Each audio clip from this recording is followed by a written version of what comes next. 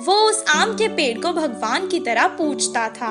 वो पेड़ को रोज पानी दिया करता था। उस पेड़ पर एक देवी रहा करती थी। वो राजा से बहुत प्रसन्न थी, इसलिए वो उसके सामने प्रकट हुई। अचानक एक देवी को उसके सामने देखकर वो बहुत खुश हुआ। राजा, मैं तुम्हारी भक्ति और सेवा से बहुत खुश हुई। मैं तुम्हारी एक इच्छा पूरी कर सकती हूँ। बिना कुछ सोचे समझे अपनी इच्छा बताओ। मैं जिस भी चीज को हाथ लगाऊं वो सोने की बन जाए। मुझे ये वरदान दो माँ। बिना कुछ सोचे समझे राजा ने अपनी इच्छा कह दी।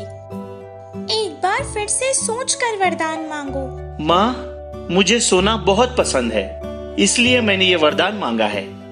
तब देवी ने कहा, ठीक है, तुम्हारी मर्जी। अब से तुम जिस भी चीज को छूओगे वो सोने में बदल जाएगी। वो अपनी शक्ति को आजमाना चाहता था, इसीलिए वो पेड़ से गिरे एक आम को छुआ और वो आम सोने में बदल गया और चमक रहा था। देवी का दिया हुआ वरदान काम कर रहा है। ये देखकर वो बहुत खुश हुआ। फिर एक बार वो अपनी शक्ति को आजमाना चाहता था, इसीलिए उसने आम के पेड़ को छुआ।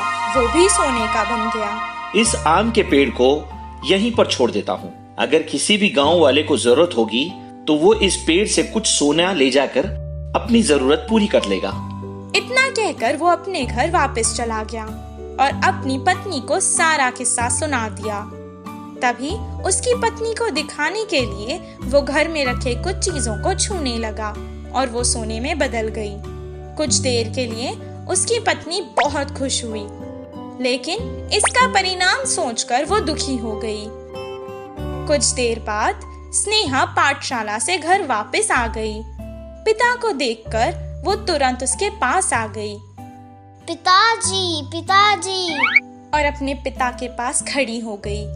राजा उसे बहुत प्यार करता था, इसीलिए जैसे ही उसने देखा कि वो बच्ची उसके पास आई है, उसे अपनी बाहों में ले लिया।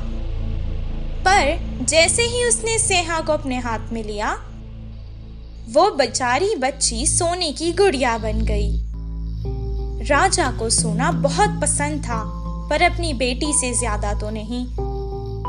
अपनी बेटी को ऐसे देखकर वो रोने लगा। अचानक वहां वो